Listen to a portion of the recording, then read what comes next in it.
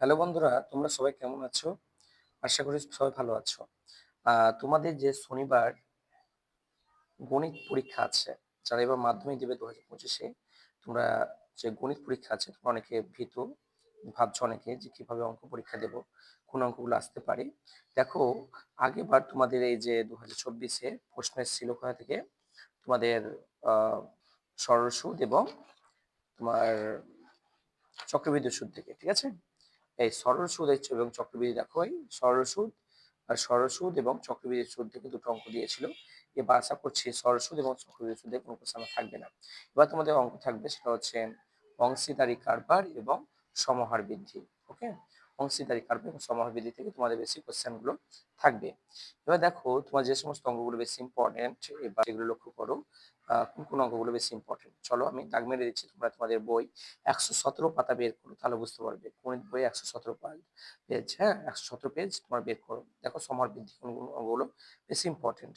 চলো চলো তাহলে কথা না বাড়িয়ে শুরু করে। দেখো আমাদের তিনের দাগে, হ্যাঁ, দেখো এই যে তিন, দেখো তিনের দাগের অত্যন্ত, যে তিনের দাগের অঙ্কটা, পাড়ার একটি লেদ কারখানায় একটি মেশিন প্রতি বছর 10% হ্রাসপ্রাপ্ত হয়। মেশিনটির বর্তমান মূল্য 10,000,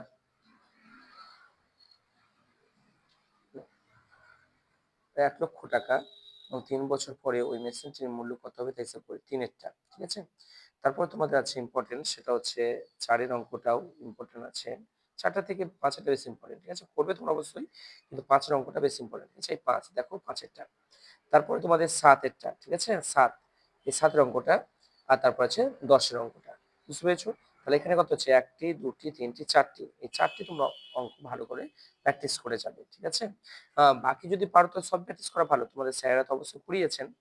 সায়েন্সের ভিত্তিক অঙ্ক না করে ভালো, কিন্তু আশা করা যায় যেগুলো ইম্পর্টেন্ট, হয়তো ভাবছো অনেকেই অঙ্কে ভীতু, অনেকেই দুর্বল, সেটা পারছো না, অনেক প্রবলেম আছে অঙ্ক হয়তো। তোমাদের জন্য এই অঙ্কগুলো দেখো যেগুলো ইম্পর্টেন্ট সেটা দিয়ে দিচ্ছি। প্রয়োগ থেকে যদি দেখি, আমি প্রয়োগ থেকে দেখো 27, হ্যাঁ, প্রয়োগ থেকে অবশ্যই এই 27 এবং 28, এই দুটো প্রয়োগ তোমরা অবশ্যই করবে। দেখো তাহলে নেক্সট রেজাল্টটা দেখি। নেক্সট দেখো সমর বৃদ্ধি থেকে যেগুলো ইম্পর্টেন্ট দিয়ে দেখো। দেখো 12 অঙ্কটি, ঠিক আছে? যে একটি কারখানায় একটি মেশিন এর মূল্য 1,80,000 টাকা। মেশিনটির মূল্য প্রতি বছর 10% হ্রাসপ্রাপ্ত হয়। 3 বছর পরে ওই মেশিনটির মূল্য কত হবে তা হিসাব করে দেখি, এটা, ঠিক আছে? 12টা, এবং 12-র সঙ্গে তোমাদের যে বিদ্যুৎ খরচ, ঠিক আছে?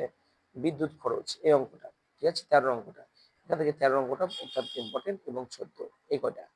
এই মাত্র এই সামান্য অঙ্ক করে তোমরা ভালো প্র্যাকটিস করে এখান থেকে আশা করি পেয়ে যাবে। তার মধ্যে এই দেখো একটা স্কুল নিয়ে একটা এমএসকে বলে একটা কোশ্চেন দিয়েছে। এমএসকে তোমাদের অনেক সময় সংখ্যাগুলো চেঞ্জ করে দেয়, ঠিক আছে? এই 10 নাম্বার অঙ্কটা ভালোভাবে প্র্যাকটিস করো, ঠিক আছে? 10টা, ওকে।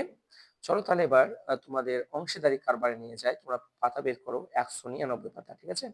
199 পাতা বের করো, চলো আমি বের করি। দেখো এখান থেকে তোমরা যে প্রয়োগ করবে সেই প্রয়োগটা হচ্ছে, দেখো 5 নাম্বার প্রয়োগটা, ঠিক আছে? এই 5 নাম্বার প্রয়োগটা তোমরা অবশ্যই করে ভালোভাবে। 5, নেক্সট পেজে উল্টাও, দেখো। তারপরে তোমরা যেটা করবে সেটা হচ্ছে 7 নাম্বারটা, ঠিক আছে? এই 7 নাম্বার প্রয়োগটা দেখো, এই 7 নাম্বার প্রয়োগটা অবশ্যই তোমরা প্র্যাকটিস করবে। আসলে তোমার স্যাররা প্র্যাকটিস করিয়েছেন এই অঙ্কগুলো, ঠিক আছে? তারপরে তোমাদের আরেকটা আছে, সেটা হচ্ছে এই অঙ্কটা, 8এরটা, ওকে। 8, প্রয়োগ নাম্বার 8। এবার দেখো এখানে আরেকটা অঙ্ক আছে, সেটা হচ্ছে আহ তোমাদের 10 নাম্বার অঙ্কটা, ঠিক আছে? এই 10, প্রয়োগ নাম্বার 10। চলো, এখানে হয়ে গেল প্রয়োগ শেষ। এবার দেখো আমরা যেটা অনুসরণের মধ্যে পাবো, কোষে দেখি 14 পাতা আছে তোমাদের, 203 পাতা, 203, ঠিক আছে? এখান থেকে যেটা ইম্পর্টেন্ট বেশি, এখান থেকে দেখো তোমাদের 3 নাম্বার অঙ্কটা, 3, এই 3 নাম্বার অঙ্কটা ইম্পর্টেন্ট, 3 নাম্বারটা। তারপরে তোমাদের বেশি হচ্ছে যে 6, ঠিক আছে? 3 বন্ধু হাতে টাকা দিয়ে ব্যবসা করেছিল, 6 নাম্বারটা। তারপরে তোমরা নিয়ে যাও, চলে যাও 8 নাম্বার অঙ্কটা, 8, ঠিক আছে? 8 নাম্বারটা। তারপরে তোমাদের আছে 10, 10এরটা, 10এরটা। আর এটা পিটার, শ্রীকান্ত, সৈফুদ্দিন, এই অঙ্কটা 11টা।